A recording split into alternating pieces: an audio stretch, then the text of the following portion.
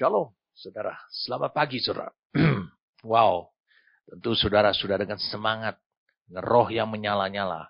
Saudara ingin mendengarkan firman, perkataan Tuhan dari Sang Firman. Hari ini saya akan tetap melanjutkan dari apa yang saya sudah sampaikan minggu lalu. Karena minggu lalu kita membahas satu ayat tetapi tidak tuntas. Tapi hari ini kita akan lanjutkan lagi. Mari kita buka dulu ayatnya. Kidung 2 ayat 5. Kuatkanlah aku dengan penganan kismis. Segarkanlah aku dengan buah apel sebab sakit asmara aku. Saudara sudah diberi penjelasan. Karakteristik gereja yang diharapkan Tuhan sebagai yang disebut adalah kekasihnya itu. Dari seruan daripada si gadis Sunam ini. Yang mengatakan kuatkanlah aku dengan penganan kismis. Itu berbicara tentang dia dikuatkan dalam batinnya. Sehingga dia tetap berdiri teguh. Dia memberitahu kepada sang kekasihnya. Wah, aku nih ada di medan peperangan. Dalam pencobaan berat. Dia tidak minta datanglah ke sini segera. Atau dia kirim WhatsApp. Atau dia kirim email. Atau dia telepon. Tidak, tapi kuatkanlah aku. Dari tempatmu itu. Bukankah itu menjadi seruan kita kepada Kristus? Kristus tidak akan datang karena doa kita. Tapi dia akan datang. Waktunya hanya Bapa yang tahu. Saat Bapanya berkehendak. Tapi itu sebabnya. Kita berseru. Kuatkan aku di medan peperangan supaya aku bisa menimba, menuai kemenangan demi kemenangan. Sehingga aku tetap di hadapanmu sang kekasihku, Kristus, Tuhanku. Aku tetap setia, teguh, berdiri teguh. Oleh iman di dalam batinku. Hari ini saya akan lanjutkan dan saya mengajak kita untuk kita berdoa lebih dahulu. Mari kita berdoa. Terima kasih Tuhan. Kau menyingkapkan buat kami hal-hal yang misteri yang menjadi milik-Mu supaya kami bisa menuai, mewarisi apa yang menjadi milik-Mu. Kekayaanmu, hartamu, yaitu iman, kemenangan, kemuliaan, kehormatan, kepujian, kekudusan, ketaatan, semuanya itu Tuhan. Makasih karena Engkau mengirim Romo yang kudus untuk menyingkapkannya. Menimbakan, membawa kami kepada firman yang kami dengar. Firman yang kami dapati. Itu menjadi kebenaran. Bahkan memimpin kami pada seluruh kebenaran. Berarti seluruh firman. Terima kasih Tuhan. Kami siap saat ini bagimu. Kami ada untukmu Tuhan. Terpujilah namamu. Demi nama Tuhan kami Yesus Kristus. Amin.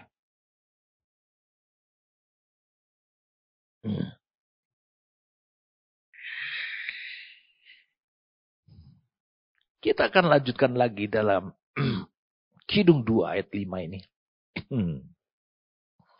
Saya sangat bergairah. Mungkin saya lebih bergairah daripada saudara. Roh saya menyala-nyala. Beberapa minggu saya melakukan menyampaikan firman ini yang saya dapati dari Tuhan. Luar biasa sekali. Pengharapan Tuhan kepada gereja itu gak tanggung-tanggung. Dan semuanya itu bisa menjadi realita buat hidup kita. Kuatkanlah aku dengan penganan kismis. Segarkanlah aku dengan buah apel. Segarkan dalam King James Version digunakan comfort atau hiburlah aku. Dengan apel, buah-buah apel. Sebab sakit asmara aku. Jadi dia katakan, perhatikan baik-baik. Kita sudah membahasnya dengan jelas. Kuatkan aku dengan kue kismis itu karena apa? Untuk mereka yang sakit cinta. Karena digunakan kata King James Version, save me with flagons, comfort me with apples, for I am sick of love. Karena aku tuh sakit. Dikatakan adalah sakit asmara. Sakit cinta. Saudara mengerti apa yang disebut dengan sakit cinta? Saudara bisa memahami apa yang dimaksud dengan sakit asmara ini? Sakit asmara itu dua hal yang bisa digambarkan. Itu berbicara, dia membutuhkan kismis, kue kismis, dan buah apel.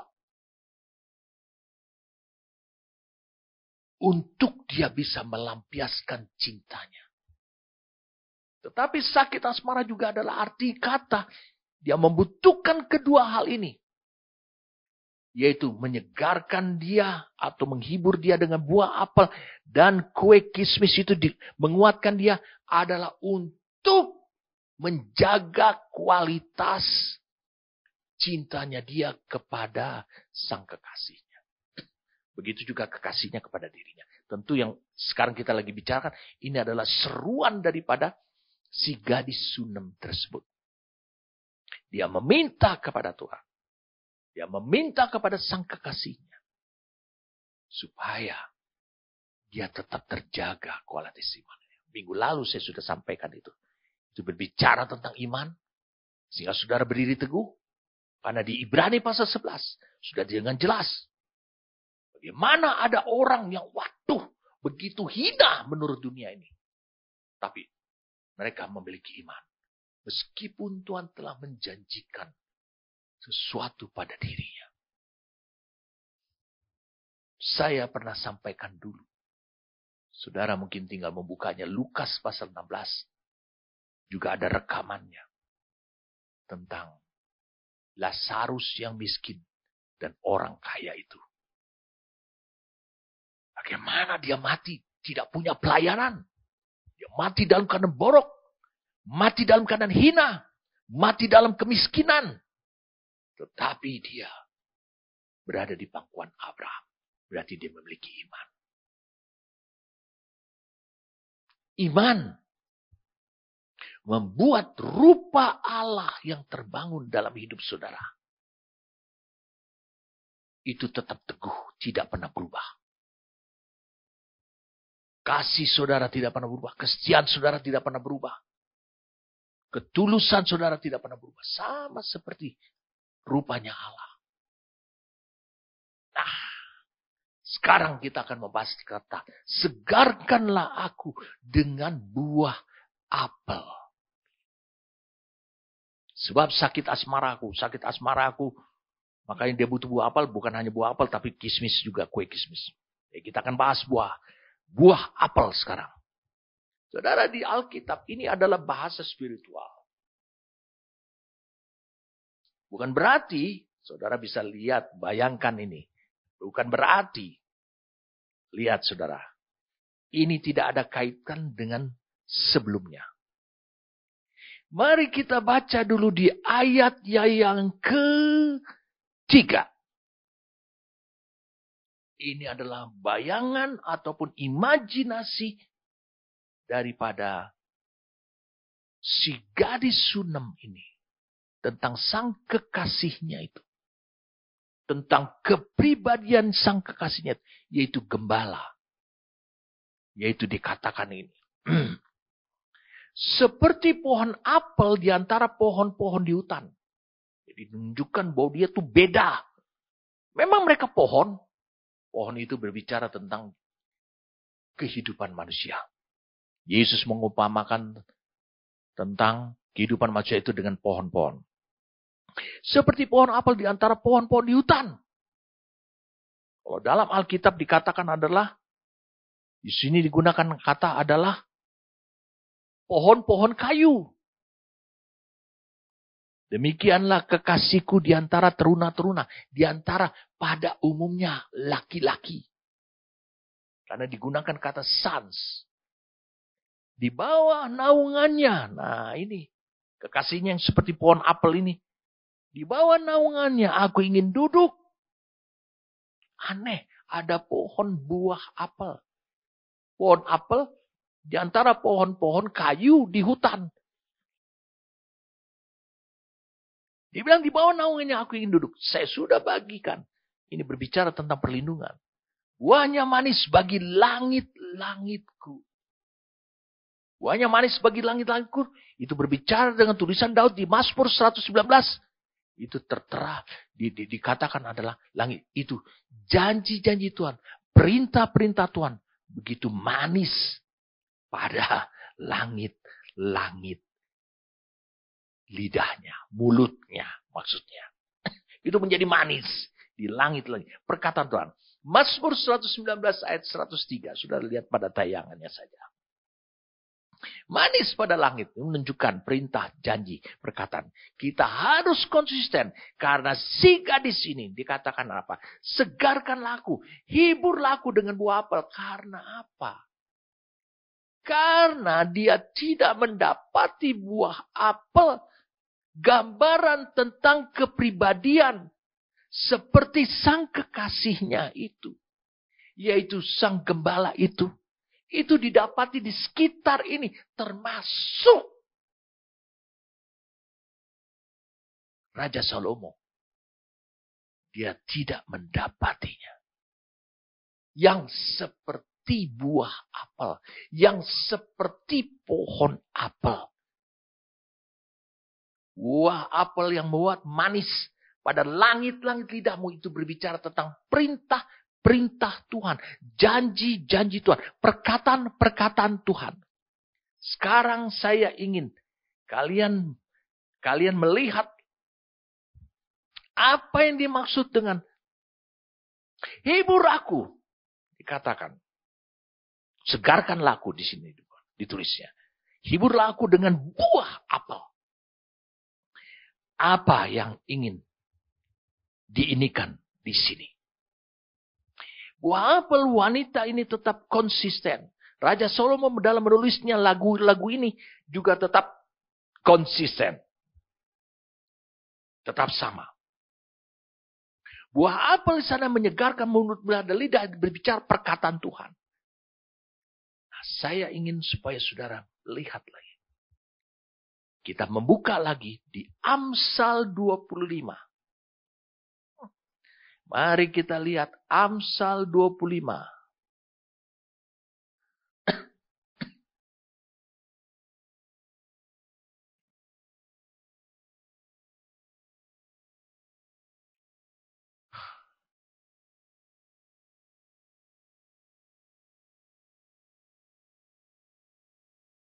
Ayat yang 11.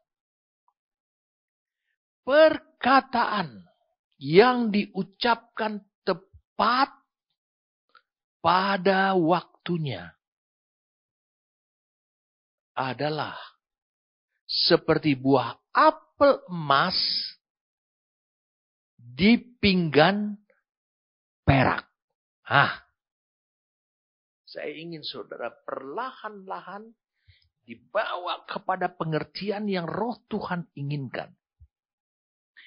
Perkataan yang diucapkan tepat pada waktunya. Jadi tepat sekali. Ini perkataan yang tepat pada waktunya. Ya, saya rasa saudara mengerti. Diucapkan tepat pada waktunya adalah seperti buah apel emas di pinggan perak. Saya ingin membagikan lebih dulu yang terakhir, kalimat terakhirnya. Seperti buah apel emas di pinggan perak. Arti kata ini menunjukkan tersedia. Tersedia. Saudara tersedianya bagaimana? Wow, ini tentu harus kita bahas. Lihat tersedianya dia bilang itu. Buah apel emas. Dia tunjukkan nilainya. Apel emas. Sebenarnya di sini digunakan kata emas. Itu digunakan kata adalah warna hisop. Ataupun warna yang mahal. Itu maksudnya. Ini merupakan suatu nilai yang berbobot. Itu maksudnya. Jadi ini buah apel yang mahal harganya. Itulah kira-kira demikian. Kita mulai akan masuk pada apa yang Tuhan inginkan di sini. Seperti buah apel emas di pinggan perak. Saya sudah katakan pertama, tersedia.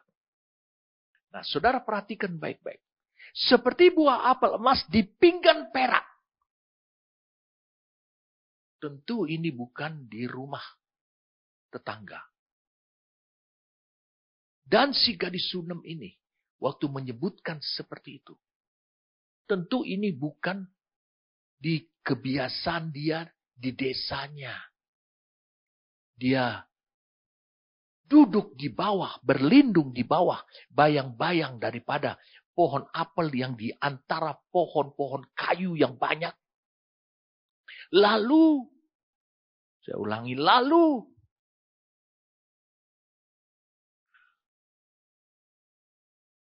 dia ambil pinggan perak. Kemudian dia makan, dia tidak perlu, dia ambil saja dengan tangannya.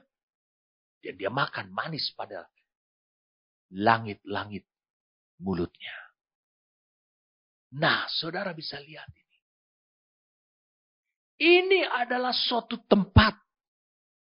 Hanya ada satu tempat di mana buah apel yang berharga itu ditaruh di atas pinggan perak. Buah apel yang berharga. Yang paling mahal, paling berbobot, ditaruh di atas pinggan perak. Di mana itu?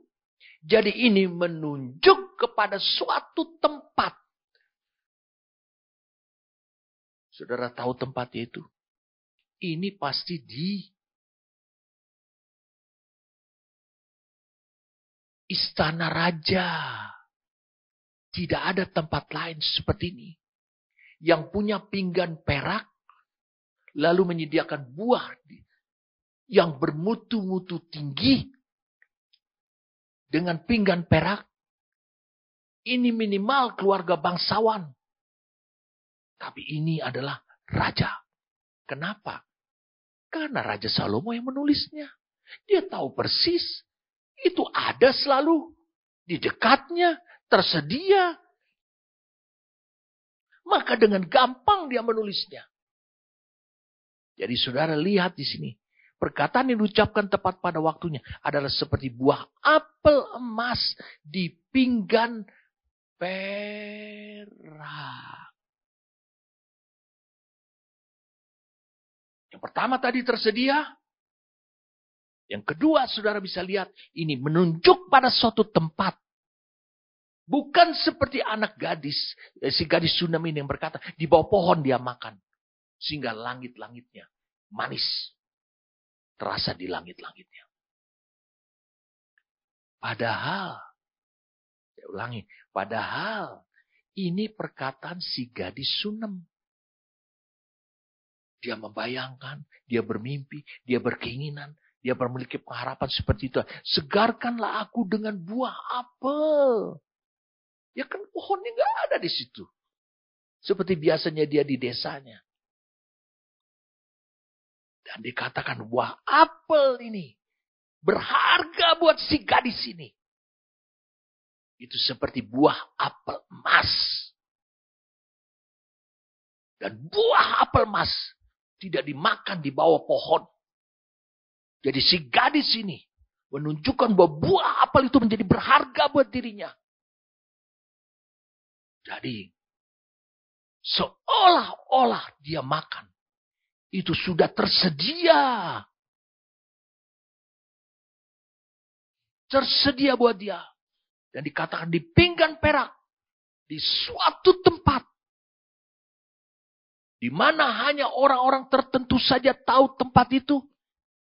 Orang-orang memiliki kehormatan. Orang-orang yang memiliki nilai-nilai berharga, memiliki kepribadian berharga. Yang berada di tempat itu. Di mana itu? Di istana. Di kalangan bangsawan. Dan seperti buah apel yang manis rasanya pada langit-langit lidahnya. Ini juga dikatakan oleh Raja Salomo. Perkataan yang tepat pada waktunya.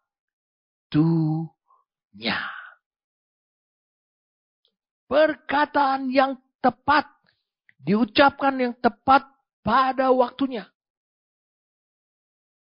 Adalah seperti buah apel, mas, di pinggan perak tersedia.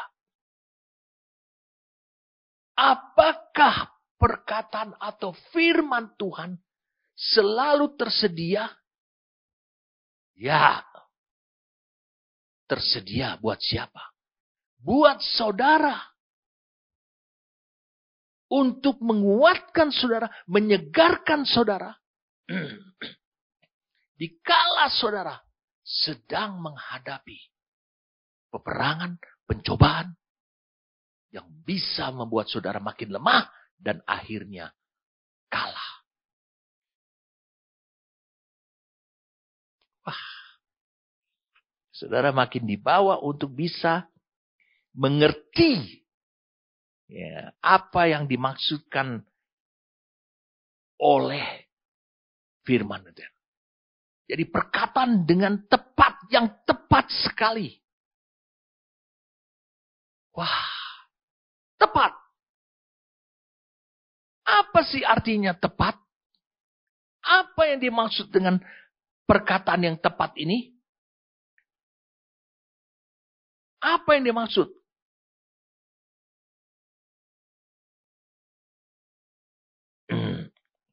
Saudara harus bisa memahaminya. Ini yang dimaksudkan adalah suatu perkataan, saya ulangi, satu perkataan yang dengan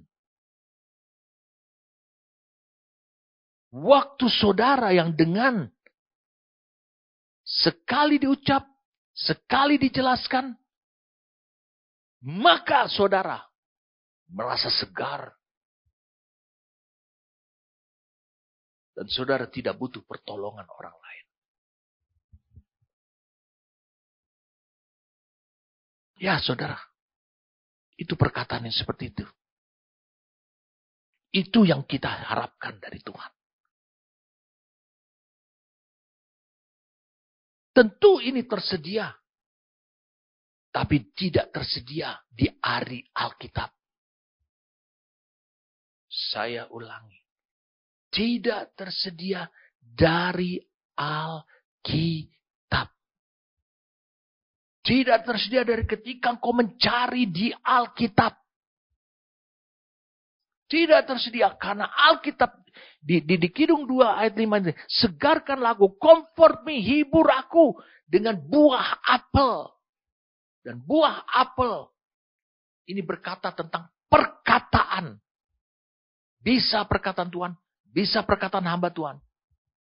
Bahkan di Amsal 25 ayat 11 dikatakan, perkataan yang tepat seperti emas.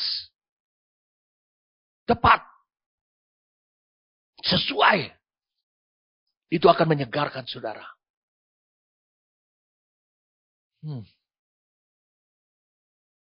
Saya ingin saudara melihat. Yohanes 14. Yohanes 14.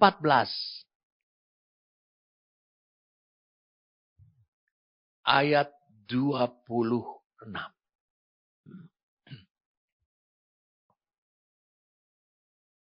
Yohanes 14 ayat 26. Tetapi penghibur yaitu Roh Kudus yang akan diutus oleh Bapa dalam namaku, dialah akan mengajarkan segala sesuatu kepadamu. Mengajar bagaimana kehidupan ini. Dan akan mengingatkan kamu akan semua yang telah kukatakan kepadamu. Tetapi penghibur. Bukankah dalam King James Version juga dikatakan, segar Kidung 2 ayat 5. Segarkanlah aku, hibur aku. Comfort me with apples, katanya. Di sini dikatakan tetapi penghibur. Yohanes 14 ayat 26. But the comforter, penghibur. Berarti ini adalah suara yang dibawa oleh Roh penghibur, yaitu Roh Kudus. Suara siapa itu? Perkataan siapa itu yang dibawa oleh dia? Saudara diingatkan oleh dia. Tepat sekali. Ini perkataan siapa? Lihat di Yohanes 14 ayat 26 ini. Dan akan mengingatkan kamu akan semua yang telah kukatakan kepadamu. Dengan sekarang yang telah kukatakan, berarti ini sudah tersedia di atas pinggan perak.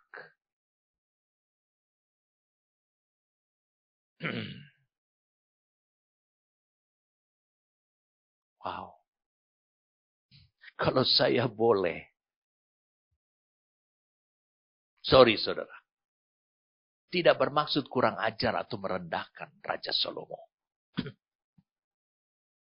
Kalau saya boleh mengatakan seperti ini. Kidung 2 ayat 5. Kuatkanlah aku dengan penganan kismis, segarkanlah aku dengan buah apel. Karena buah apel ini berkata perkataan yang tepat. Rasa manis buah apel itu menyegarkan langit-langit. Manis pada langit-langitnya. Itu mengatakan perkataan-perkataan janji-janji Tuhan. Seolah-olah. Bukan bermaksud untuk kurang ajar. Saya tidak bermaksud untuk saudara kita menjadi kurang ajar. Seolah-olah. Bukankah penulis daripada Kidung ini, Kidung Agung ini adalah Salomo? Ya. Seolah-olah si wanita ini berkata, sudah diam aja loh. Raja Salomo gak usah ngomong. Karena perkataanmu tidak menyegarkan aku. Perkataanmu itu justru mencobai aku. Menggoda aku. Membuat aku jatuh. Aku butuh tuh yang kayak buah apel. Siapa itu? Perkataan kekasihnya. Manis pada langit-langit. Janji-janjimu, perkataanmu. Bukan hanya itu saja. Dikatakan seperti buah apel di atas pinggan emas. Di atas pinggan perak. Seperti apel emas di atas pinggan perak. Apa artinya? Wah, itu perkataan yang tepat. Ini mah gombal-gombalin. Merayu-rayu. Nah, saudara mengerti. Yesus mengatakan demikian. Mengingatkan kamu. Jadi hari melepaskan lagi. Roh Kudus akan melepaskan lagi. Perkataannya sang mempelai. Perkataannya kekasih kita. Kekasih gereja. Yaitu Kristus. Yang akan dikatakan kepadamu. Berarti saudara. Engkau harus memiliki kapasitas seperti Wahyu 2 ayat 7 ini. Siapa bertelinga, hendaklah ia mendengarkan apa yang dikatakan Roh Kudus, Roh penghibur kepada jemaat. Kau harus mendengar, kau harus mentaati apa yang dikatakan Roh. Dan kalau engkau tahu, Yohanes 14 ayat 26 itu. Di Roh Kudus hanya akan menyampaikan apa yang dikatakan, telah dikatakan, Yesus Kristus. Tapi saya ingin mengajak saudara untuk melihat Yohanes 16 ayat yang ketiga. Tetapi apabila ia datang, yaitu roh kebenaran. Ini roh kudus lagi. Ini roh penghibur lagi. Ia akan memimpin kamu ke dalam seluruh kebenaran. Kebenaran itu awalnya adalah firman. Dia bawa dulu firman. Dia proses dalam hidup saudara. Firman itu menjadi kebenaran. Sebab ia tidak akan berkata-kata dari dirinya sendiri. Wow.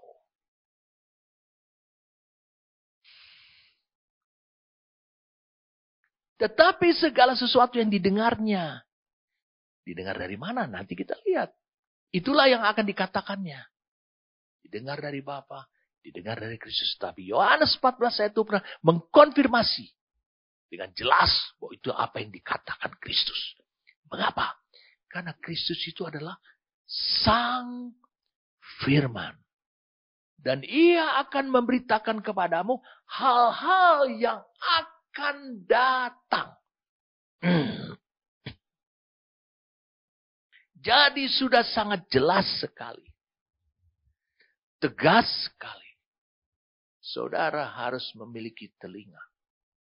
Karena Roh Kudus akan berbicara. Supaya engkau disegarkan. Supaya engkau terhibur. Oleh perkataan yang tepat dari kekasihmu. Sang Gembala. Yang tidak ada di hadapanmu pada saat itu. Ini penting. Ini penting. Jadi seperti perkataan yang tepat. Itu seperti apel emas di atas pinggan perak. Disajikan di atas. Di istana bagi raja. Itu untuk menghibur. Untuk menghormati. Supaya raja bisa menikmati. Enaknya disegarkan. Nah, kita lanjut lagi nih. Yesaya 50 ayat yang keempat. Yesaya 50 ayat yang keempat. Kita bicara sekarang tentang perkataan yang tepat ini. Perkataan. Yesaya 50 ayatnya yang keempat.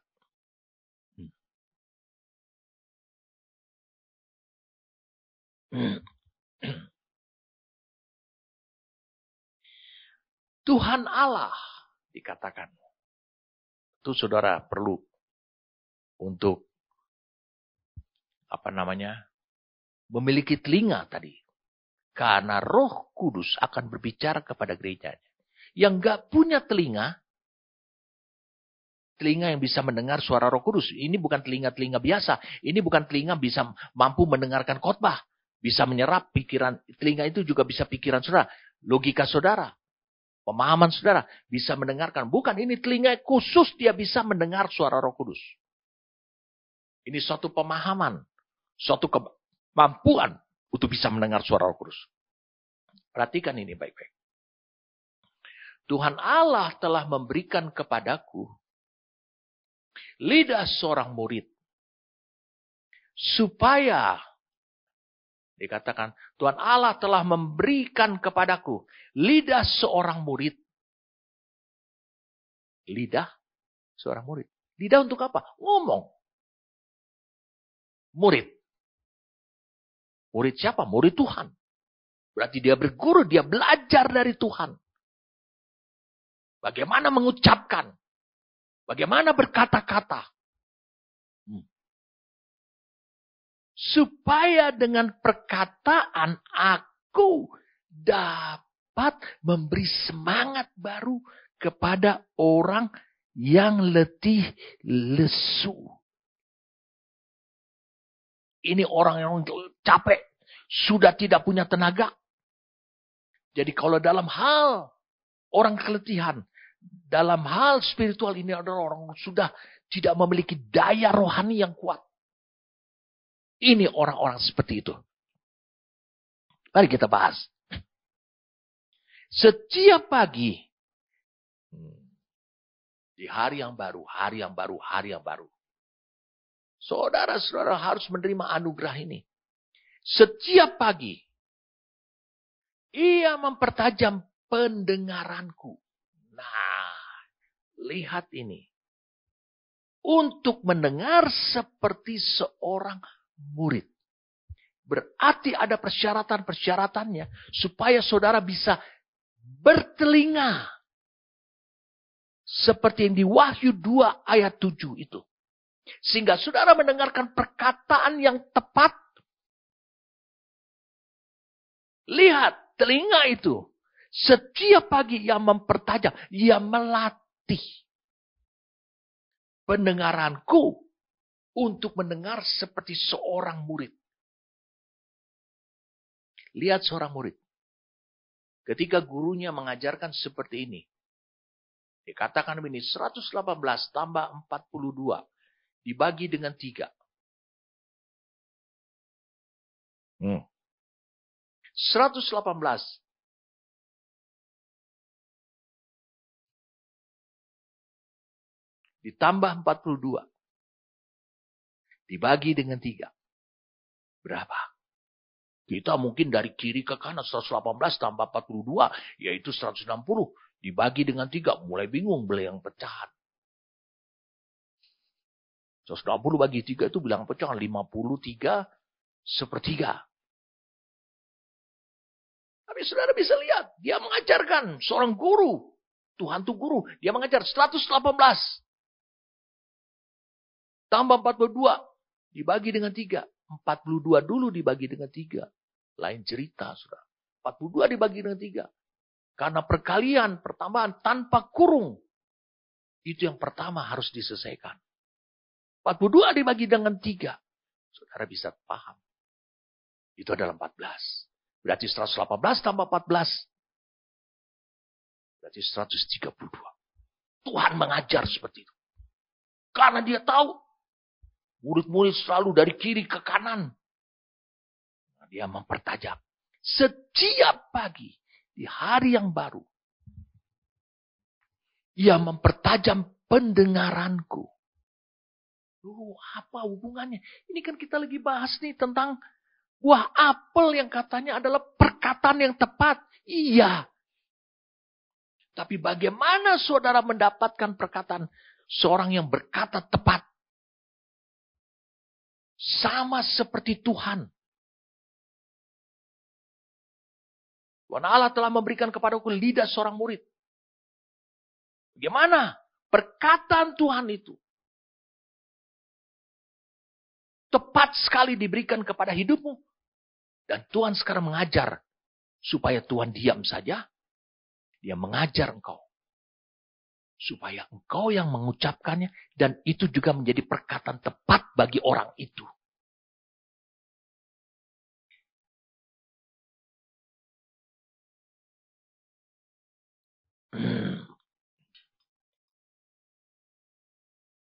Saudara bisa memahami apa yang dikatakan di sini. Jadi ia mempertajam, dia terus menerus. Dia katakan dia terus menerus. Dia melatih. Melatih apa? Melatih, membuat pendengaran. Supaya engkau lebih akurat mendengar. Karena kalau saudara tidak akurat dalam mendengar apa yang dikatakan Tuhan. Maka ketika engkau menyampaikannya kepada orang lain. Makin tidak akurat. Itu berbahaya. Ini yang disebut dengan engkau meneguhkan orang dengan opinimu sendiri. Pandanganmu sendiri. Ya. Jadi kita lihat di sini. Tuhan Allah telah memberikan kepadaku lidah seorang murid. Supaya dengan perkataan Aku dapat memberi apa? Memberi semangat baru, membangkitkan orang yang letih lesu. Di sini digunakan adalah pada musim yang tepat. Membangun orang-orang itu. Membangkitkan orang-orang itu. Menggairahkan orang-orang tersebut.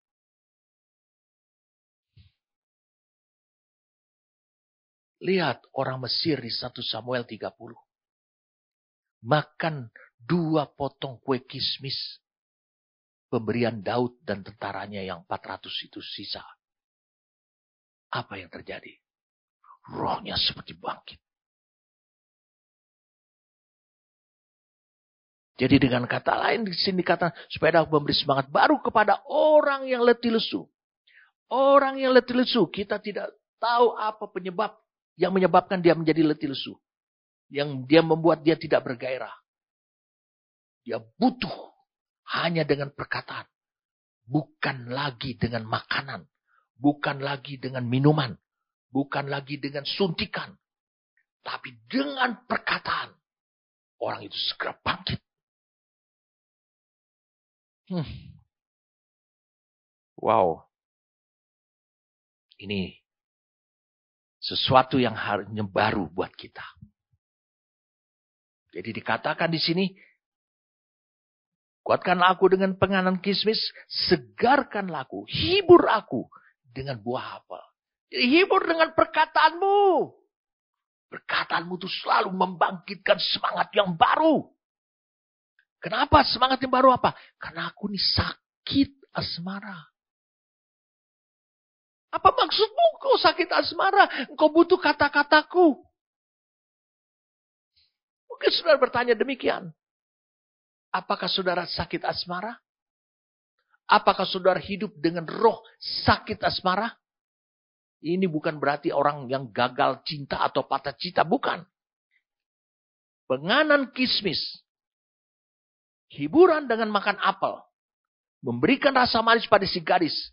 Itu berbicara tentang perkataan-perkataan yang berasal dari Tuhan, yang memberikan semangat, yang menguatkan dia sebagai gerejanya, adalah untuk menjaga kualitas cintanya dia kepada sang kekasihnya, kualitas cinta saudara kepada Tuhan. Lihat loh saudara. Perhatikan saudara. Di sekitarnya, di sekelilingnya itu adalah sang gembala.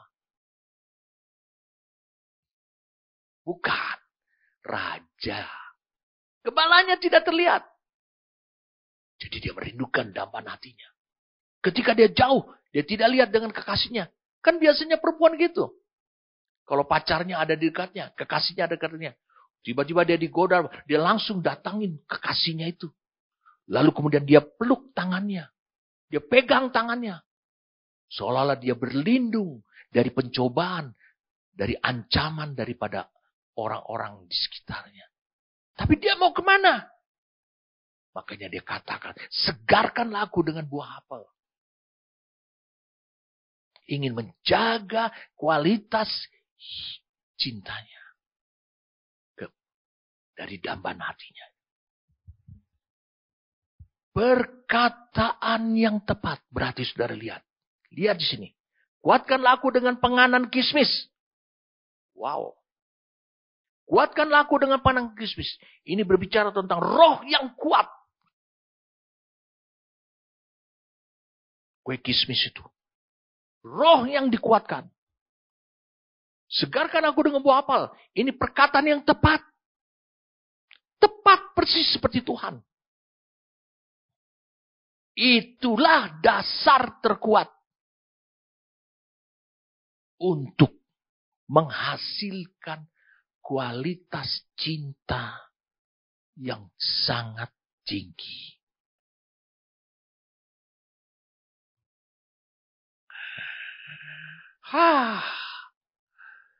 Saudara baru mengerti ya tentang semuanya ini. Itulah yang membuat kualitas cinta daripada si gadis Sunem ini kepada sang gembala itu tetap berkualitas tinggi.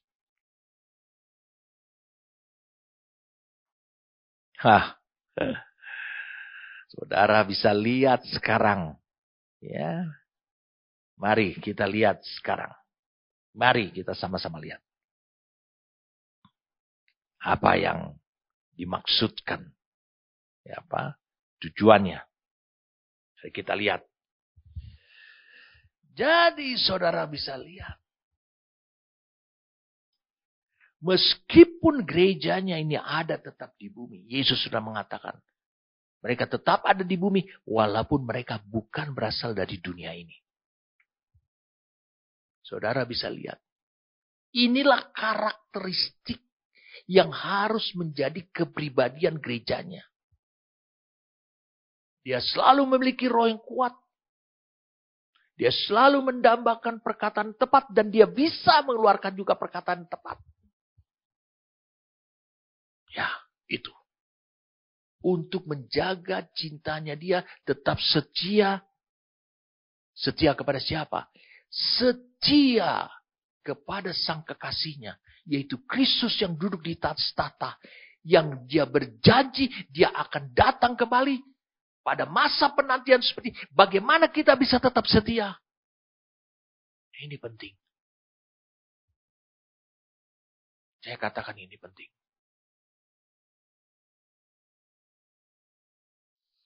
Ya.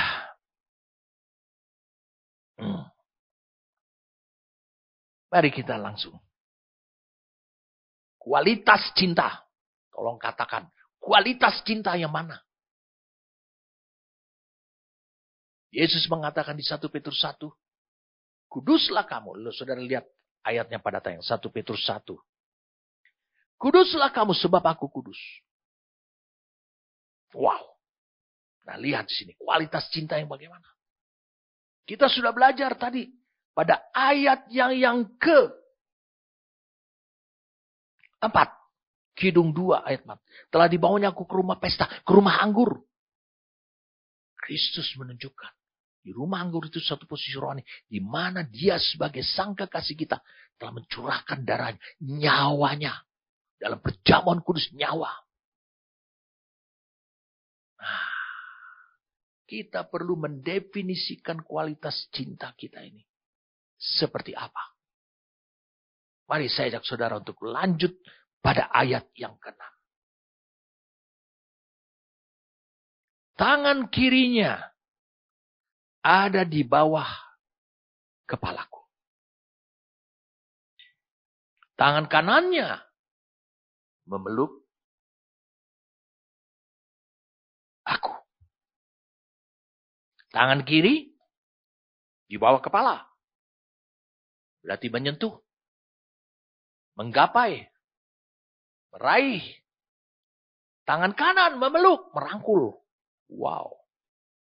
Kalau orang melihat seperti itu secara publik. Dunia publik. Melihat seperti itu. Wah ini dua sejoli. Apa artinya ini? Saya mau tunjukin langsung pada ujungnya saja. Ini adalah suatu sikap. Tangan yang merangkul itu menunjukkan, perhatikan ini, keintiman cinta, tetapi yang diekspos supaya orang lain tahu kepada publik.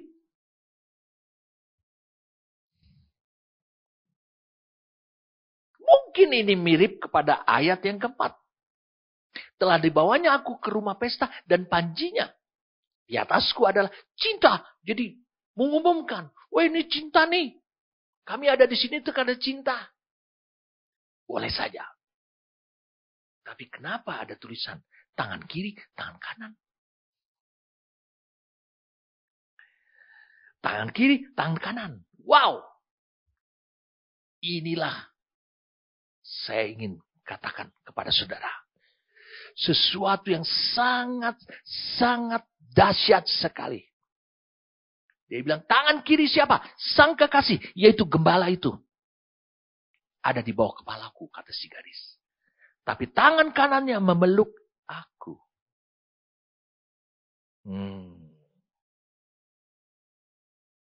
Baik, saudara. Kita secara cepat saja saya ingin menjelaskan kepada saudara tentang tangan kiri. Di Alkitab, istilah tangan kiri itu, atau sisi kiri. Tangan sini bukan berarti tangan aja, tapi sisi kiri. Ini menunjukkan pertama, kalau kita baca di dalam Matius 25 ayat 33. Matius 25 ayat 33. Ini perkataan Yesus sendiri. Dikatakan di sini, dan ia akan menempatkan domba-domba di sebelah kanannya dan kambing-kambing di sebelah kirinya. Siapa kambing-kambing itu? Kenapa dikatakan ayat 32-nya? Semua bangsa akan dikumpulkan di apa? Dan ia akan memisahkan mereka seorang daripada seorang. Dan sama seperti gembala memisahkan domba dari kambing. Saudara harus bisa mengerti bahasanya Yesus ini. Saudara tidak bisa dibilang saudara domba-domba Allah. Nggak bisa begitu saja. Saudara itu tetap manusia. Tapi ini adalah satu istilah spiritual yang harus kita bisa mengerti.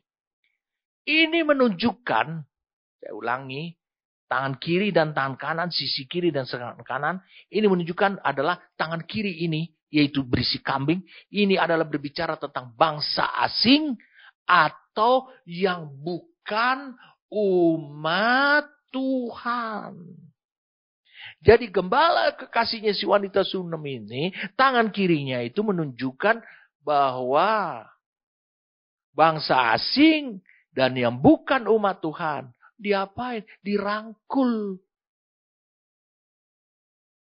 Dirangkul juga, dicapai. Yehezkiel 34 ayat yang ke-17. Mari kita lihat sekarang Yehezkiel 34. Yehezkiel 34.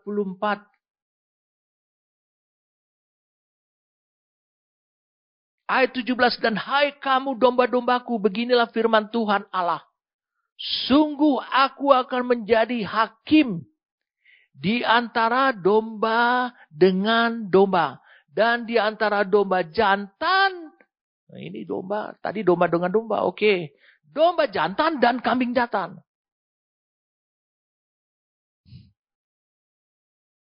Dia bilang dia akan menjadi hakim. Dia berbicara tentang penghukuman. Jadi kambing itu mengarah kepada orang-orang jahat yang harus dihukum. Dan posisi kiri ataupun sisi kiri juga menyatakan posisi tidak terhormat menurut Yehezkiel dan menurut Matius 25. Di hadapan Allah. Jadi saudara tinggal lengkapi saja. Ini orang-orang najis. Saya ingin membawa saudara kepada sesuatu. Di Roma 9 ayat 25 dikatakan apa? Yang bukan umat akan menjadi umatnya. Lihat pada ayatnya. Dan yang bukan menjadi kekasih akan menjadi kekasihnya. Yang bukan kekasih. Lihat tangannya sang kekasihnya itu. Menggapai. Tangannya itulah yang menyentuh gerejanya. Tanganlah itu menunjukkan kasih kepada gerejanya.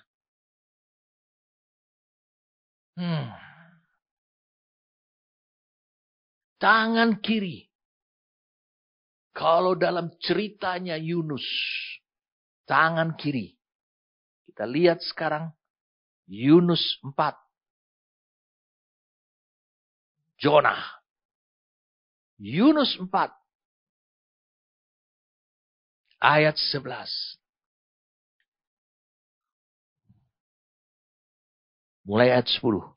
Lalu Allah berfirman, engkau sayang kepada pohon jarak itu, yang untuknya sedikit pun engkau tidak berjerih payah, dan tidak engkau tumbuhkan yang tumbuh dalam satu malam, dan binasa dalam satu malam pula. Bagaimana tidak aku akan sayang kepada Niniwe, kota yang besar itu, yang berpenduduk lebih dari 120.000 orang, yang semuanya, dikatakan bukan hanya sebagian, ini semuanya, tidak tahu membedakan tangan kiri dari tangan kanan, tangan kanan dari tangan kiri, dengan ternaknya yang banyak. Apakah ternaknya ini didapatkan dengan cara yang tidak halal? Ya, kita harus menjawab pertanyaannya. Tidak. Ini adalah segala sesuatu halal. Tetapi bagi Tuhan, tetap itu adalah tidak benar. Berarti ada perbuatan baik, tapi tidak benar. Saya ulangi sekali lagi, ada perbuatan baik, tapi tidak benar. Ada perbuatan baik, tapi tidak benar. Apa itu? Mari kita buka sekarang. Roma 3 ayat 20. Roma 3 ayat 20. Sebab tidak seorang pun yang dapat dibenarkan di hadapan Allah oleh karena melakukan hukum Taurat. Ternyata hukum Taurat itu hanya baik saja, tapi tidak benar. Karena justru oleh hukum Taurat orang mengenal dosa. Kemudian di ayat 28-nya, kita lanjut saja. Karena kami yakin bahwa manusia dibenarkan karena iman dan bukan karena ia melakukan hukum Taurat. Jadi orang-orang di Niniwe ini dikatakan orang-orang berbuat baik, tapi tetap tidak benar di mata Allah. Itulah tidak bisa membedakan tangan kanan, tangan kiri. Tidak bisa membedakan antara kebenaran dengan baik.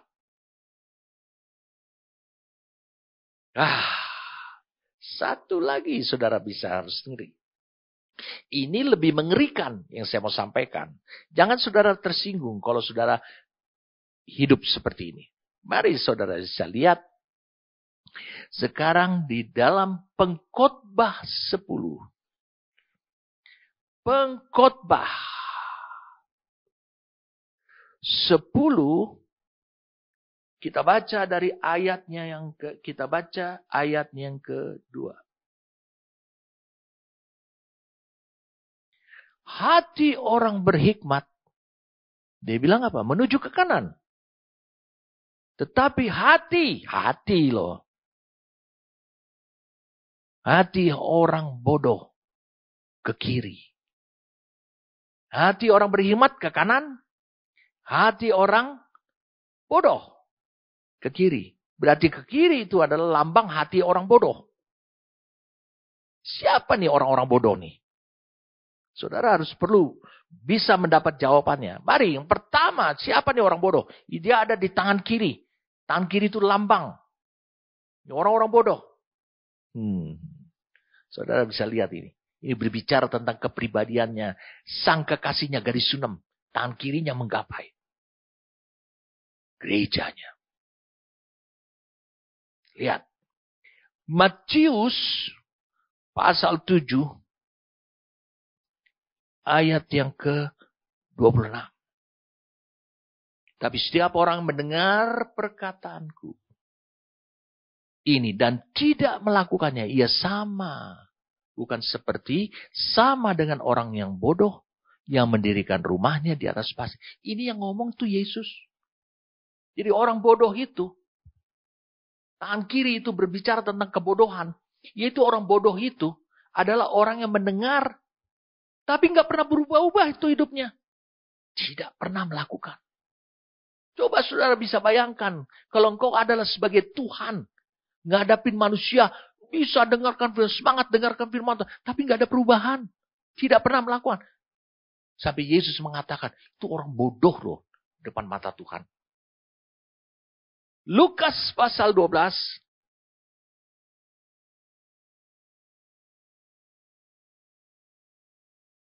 Lukas 12 Ayat yang ke-19. Sesudah itu aku, ini cerita tentang orang kaya. Orang kaya yang menyimpan hasil tanahnya dia. Membuat lumbung.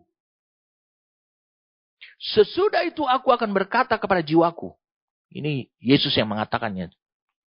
Jiwaku ada padamu, padamu banyak barang. Tertimbun untuk bertahun-tahun lamanya. Beristirahatlah, makanlah, minumlah, dan bersenang-senanglah. Tetapi firman Tuhan kepadanya. Hai engkau orang bodoh. Oh, Yesus ini ngomong.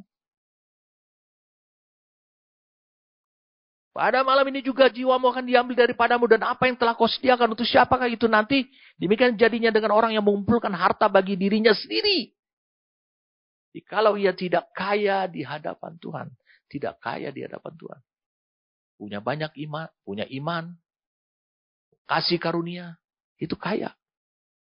Demikianlah jadinya dengan orang yang mengumpulkan harta bagi dirinya sendiri. Bagi dirinya sendiri. Yang mengandalkan kehidupannya. Itu orang bodoh. Ini orang-orang yang materialistis. Mengatakan bahwa hidup itu hanya dari materi. Ada lagi, satu lagi. Ini orang-orang spiritual nih. Lukas pasal yang ke-24. Lukas 24. Ketika Yesus berbicara dalam perjalanan kepada dua orang muridnya yang nyaris undur. Menjauhi Yerusalem dalam perjalanan ke Emmaus. Hari Yesus. Kemudian dia kata. Yesus bercerita tentang ini, itu. Tentang kebangkitan Mesias. Orang ini tidak mengenali Yesus. Bercerita tentang orang-orang yang telah. Orang-orang yang telah melihat kuburannya. Wah dia. Karena tidak percaya. Lalu kita lihat sekarang ayat 25. Lukas 24. Lalu ia berkata kepada mereka, hai kamu orang bodoh. Betapa lamban hatinya. Sehingga kamu tidak percaya segala sesuatu yang telah dikatakan oleh firman Tuhan. Di Matius 7 tadi Yesus mengatakan adalah orang tidak mendengar firman Tuhan tapi enggak pernah melakukan. Ini ternyata yang lamban aja walaupun dilakukan tapi lambat banget. Ya tetap dikatakan orang bodoh. Siapa yang mengatakan itu? Yesus.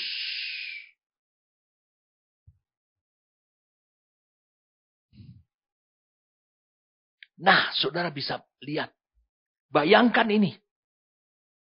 Tangan kirinya. Kalau kau baca di dalam Kidung tadi. Kidung 2. Ayat yang ke-6 ini. Tangan kirinya ada di bawah kepalaku. Berarti tangan kirinya. Sang kekasih si gembala tersebut. Ada di bawah kepala si gadis. Ini artinya. Cinta kasih Tuhan.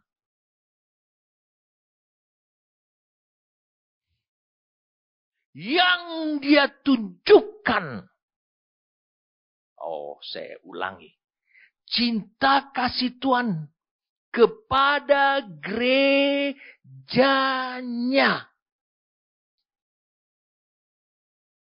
Yang dia tunjukkan di depan banyak orang.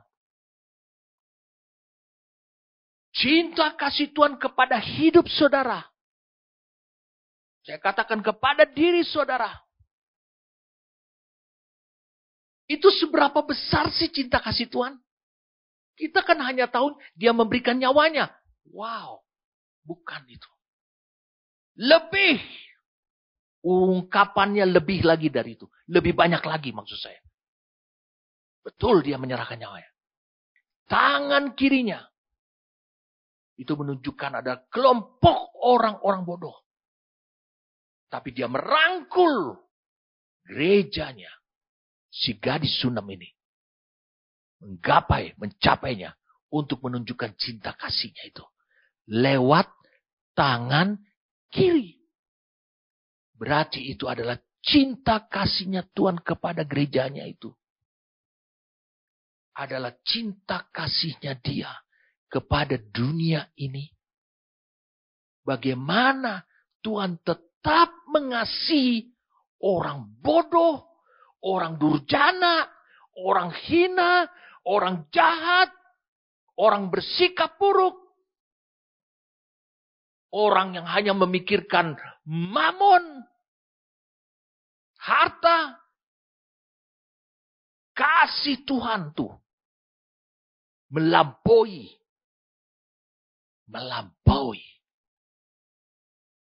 semuanya itu. Dan kasih yang melampaui ini itu dianugerahkan kepada gerejanya dengan tangan kirinya ada di bawah tangan, di bawah kepalanya. Wah, saudara sekarang sudah mulai makin memahaminya. Sekarang kita akan bahas tangan kanan. Tangan kanan. Mari kita baca sekarang. Mazmur 41.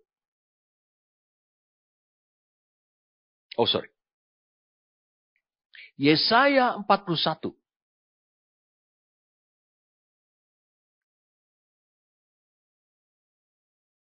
Yesaya 41 ayat 10. Janganlah takut, sebab aku menyertai engkau. Janganlah bimbang, sebab aku ini Allahmu. Aku akan meneguhkan, bahkan akan menolong engkau. Aku akan memegang engkau dengan tangan kananku yang membawa tangan kanan. Membawa kemenangan. Mazmur 27. Mari kita lihat Mazmur 27.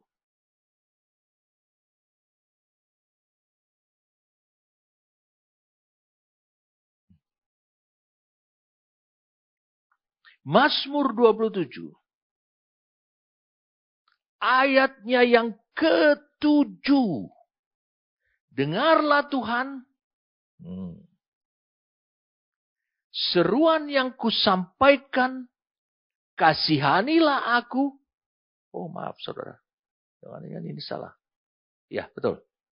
Kasihanilah aku. Dikatakan apa?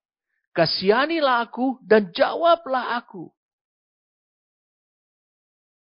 Kalau dalam King James Version,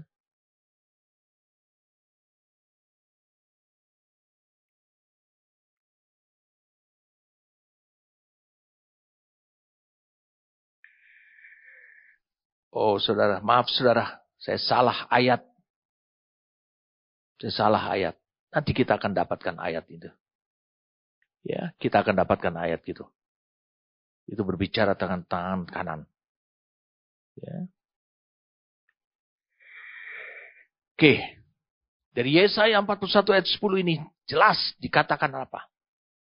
Tangan kanan itu berbicara tentang skillnya Tuhan. Keahliannya tangan Allah. Ini berbicara tentang kemenangan. Keluaran 15 ayat yang ke-6. Mari kita baca Keluaran 15 ayat yang ke-6. Kita baca dengan cepat. Tangan kananmu Tuhan mulia karena kekuasaanmu. Tangan kananmu Tuhan menghancurkan musuh. Kemenangan. Suatu keahlian. Hanya Allah yang bisa. Kekuatan, kemuliaan, menghancurkan musuh.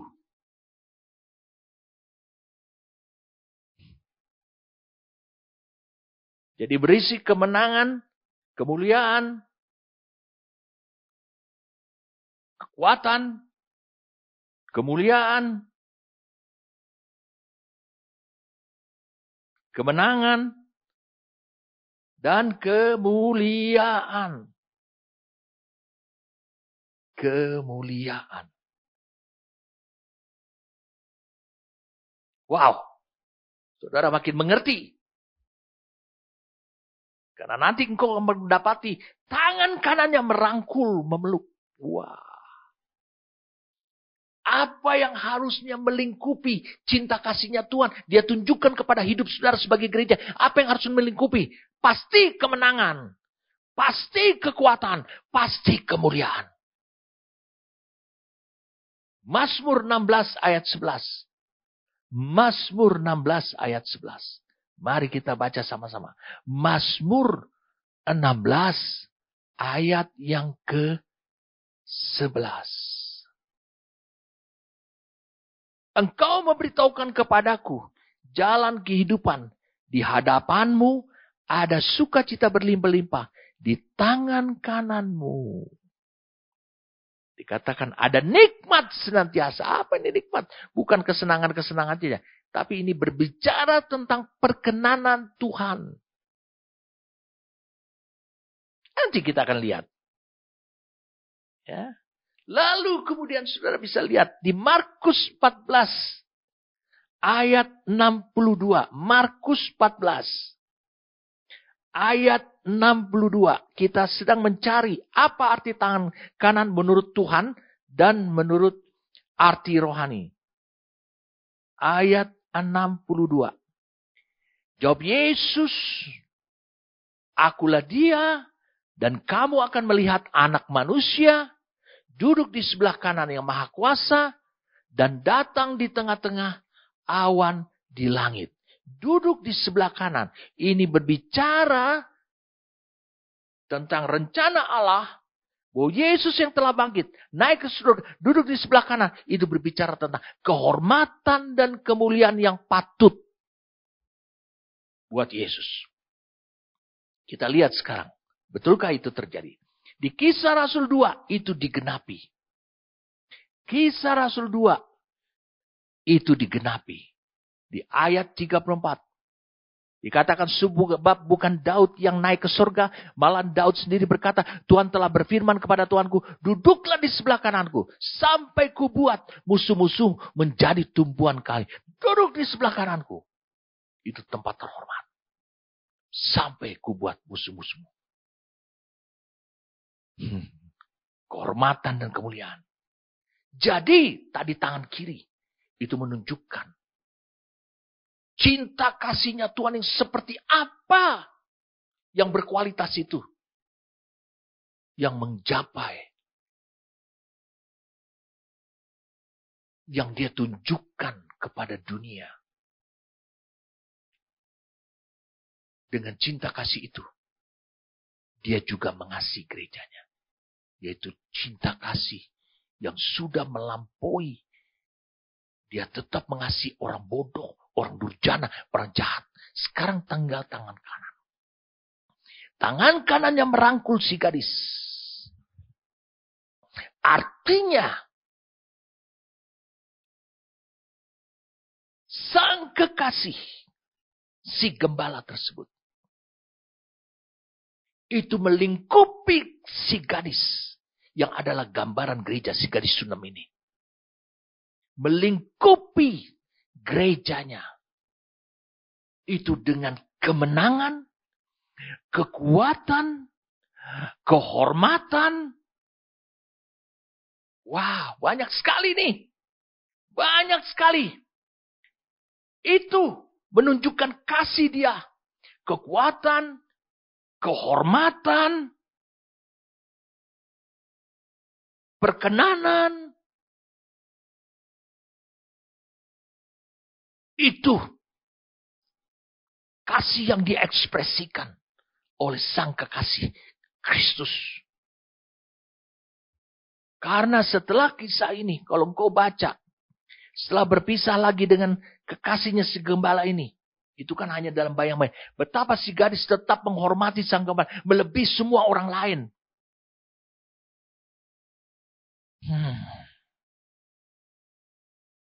Wow.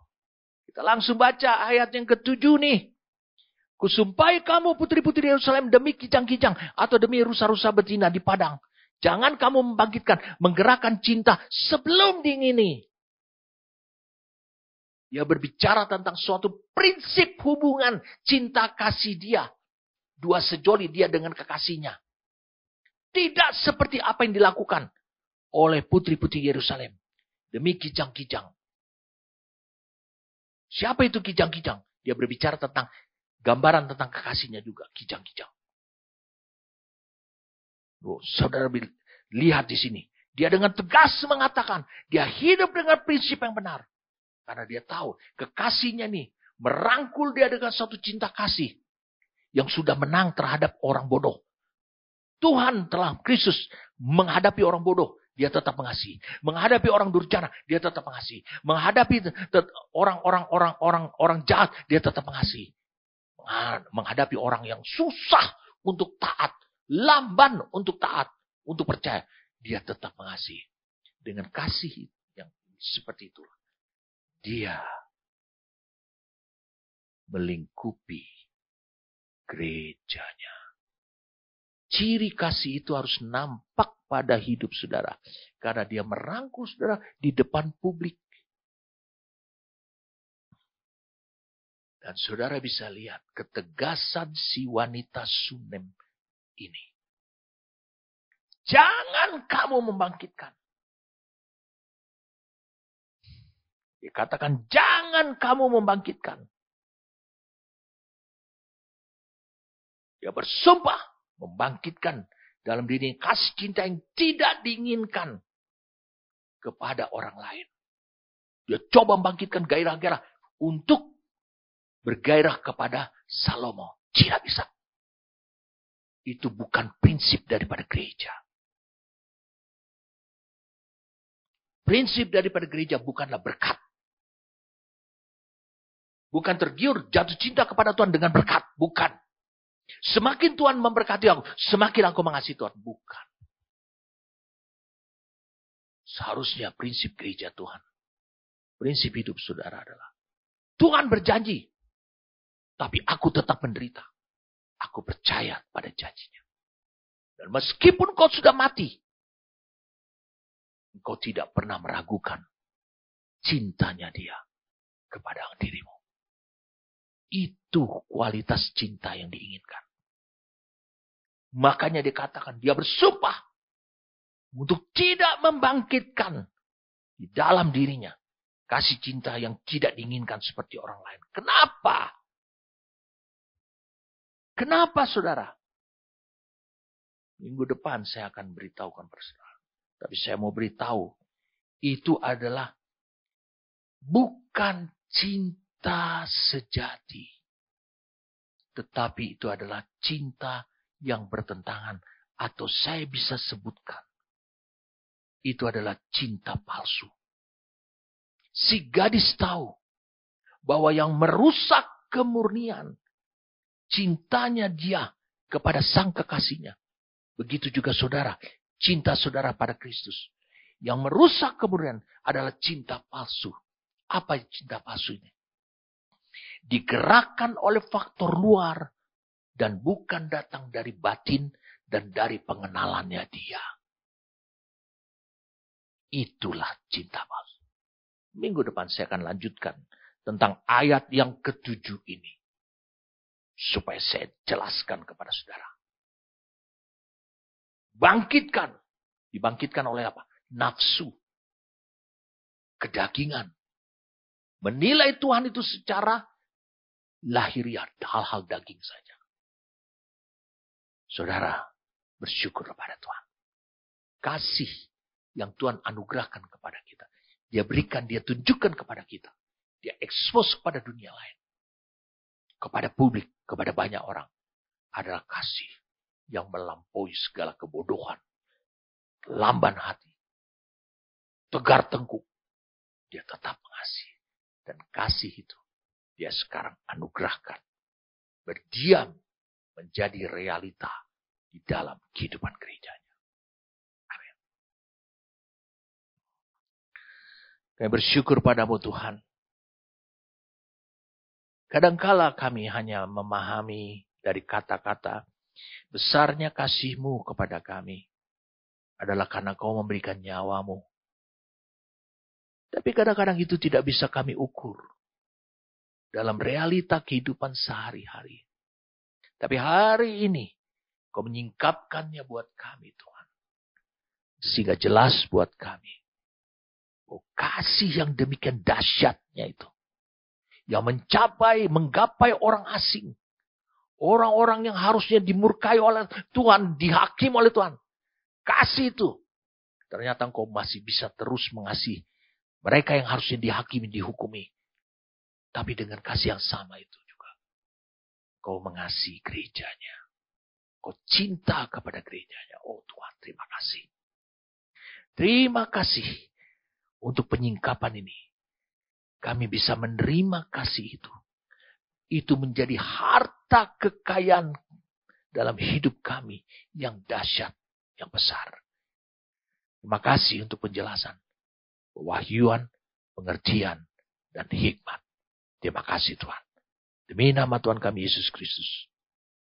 Amin.